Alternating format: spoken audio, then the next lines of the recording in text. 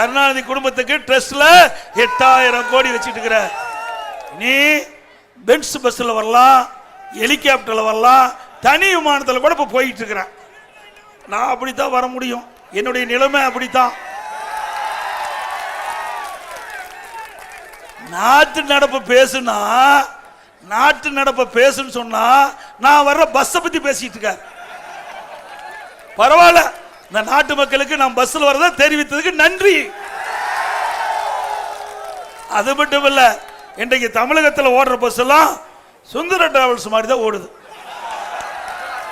நீங்க நகர பேருந்துல ஏறி இறங்கினதா உங்க உயிருக்கு உத்தரவாதம். அப்படியே டயர் ஒரு பக்கம் கழட்டிட்டு ஓடுது. அதோட சென்னையில் நகர பேருந்தில் ஏறி ஒரு பெண்மணி போகும்போது அடியில் இருக்கிற அந்த பிளாட்பாரம் கழட்டுக்கிட்டு அந்த அம்மா நடந்து ஓடிக்கிட்டே இருக்குது. பஸ் போயிட்டே இருக்குது. நல்ல வேலைக்கு கத்தி நிறுத்தங்காட்டியும் உயிர் பிழைத்தாங்க. அப்போ நாம கொடையெல்லாம் எதுக்கு வச்சிருக்கிறோம்? மழை வந்தா வீதியில் உனக்கு பிடிச்சிட்டு போவோம். பஸ்ஸில் ஏறினா மழை வந்தா பஸ்ஸில் ஒழுகுனா கொடை பிடிக்கிற பஸ்ஸை வச்சுக்கிட்டு என்னை பத்தி கிண்டலா பேசுற. சுந்தரா டிராவல்ஸ், சுந்தரா டிராவல்ஸ் பேசிட்டு போய் என்ன வேணாலும் பேசிட்டு போ. நான் அதை பத்தி எல்லாம் கவலை இல்லை. மக்களை பத்தி நான் கவலைப்பட்டு இருக்கிறோம்.